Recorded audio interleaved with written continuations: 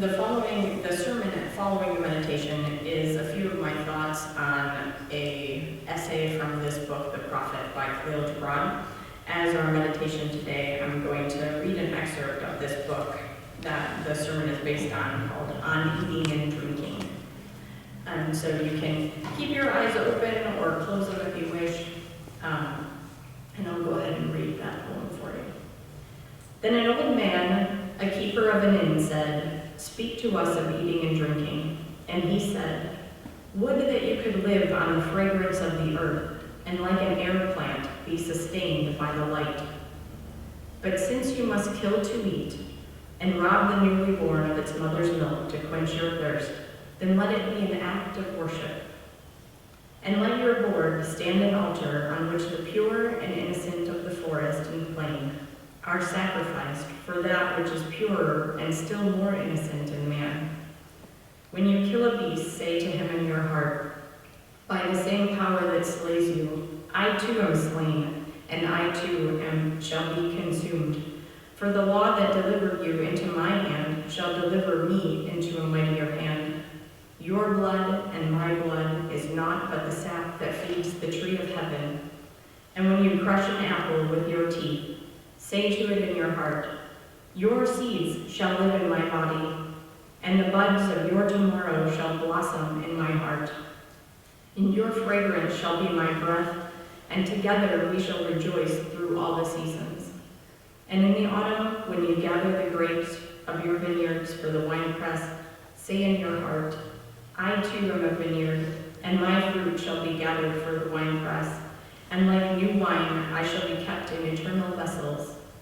And in winter, when you draw the wine, let there be in your heart a song for each cup, and let there be in the song a remembrance for the autumn days, and for the vineyard, and for the winepress. You may open your eyes as you wish. So our program today is a sermon on eating and drinking, not about gluttony. So I'm going to start off by giving you a couple of definitions. According to the Oxford Dictionary, nourishment is the provision of food or other substances necessary for growth, health, and good condition. And there are a group of people called breatharians, and they believe that it's possible to survive on energy from sunlight and air, and almost entirely without food and water. I met one time when I had just gotten out of biology school, and that was quite enlightening for me. And other sources also have something to say about nourishment. The Bible states, man shall not live by bread alone, but on every word that comes from the mouth of God. So we have the dictionary, the breatharians, and the Bible that all appear to agree that there is something other than food which may nourish us. Things like other substances, energy, sunlight, air, or divine words. The Bible goes on to say, the Lord formed man from the dust of the ground and breathed into his nostrils the breath of life, and man became a living being. Switching it up a little, Carl Sagan introduced the idea that our bodies, our dust, our carbons, were forged in distant, long-extinguished stars. But then, what is this breath of life or divine command that sustains life? Is there something we consume that sustains the breath and not just the dust?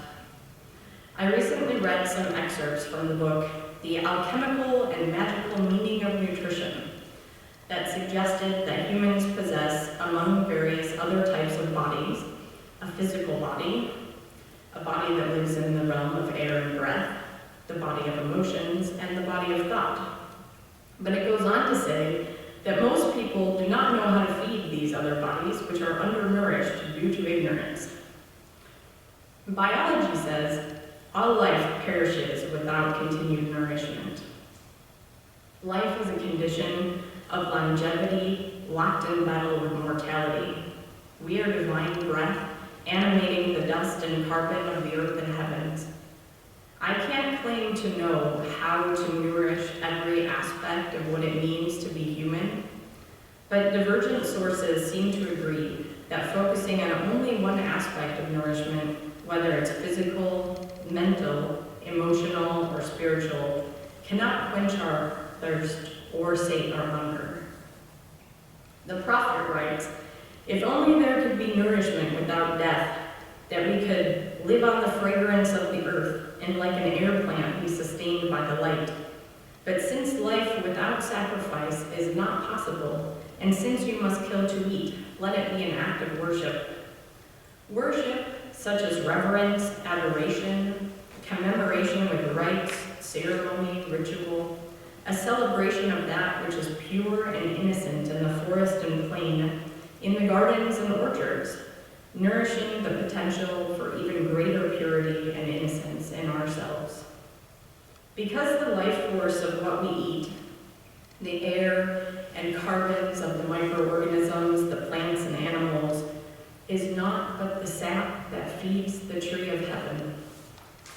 To let it be an act of worship, to celebrate the death of fruits and fowl to sustain us, we must believe that we are worthy of this sustenance, that you and I deserve to take up space and life and time on earth.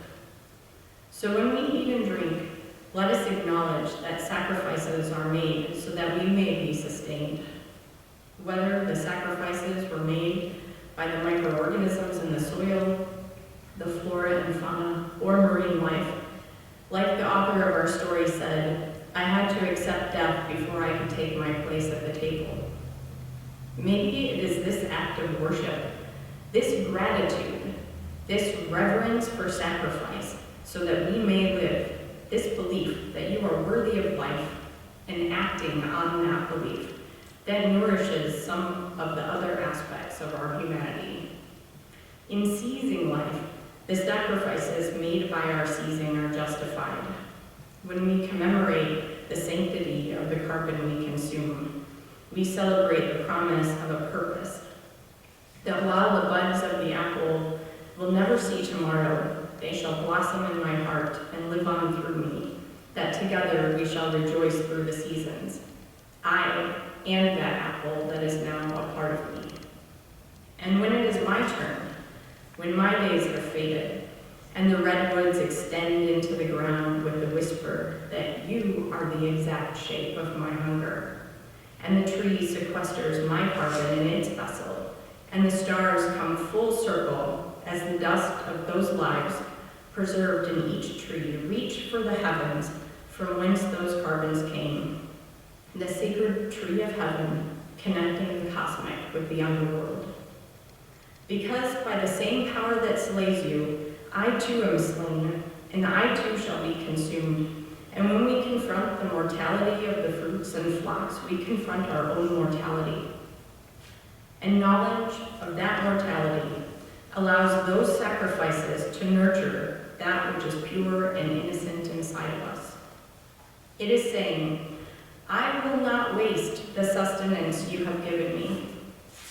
And knowing that one day we too shall be struck down and devoured by a power greater than our own, when our carbons once again join the collective of all carbon and the breath inside of our dust is released.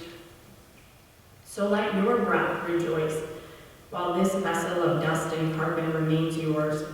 For as the song youth says, if you're still breathing, you're the lucky ones. For most of us are heaving through corrupted lungs.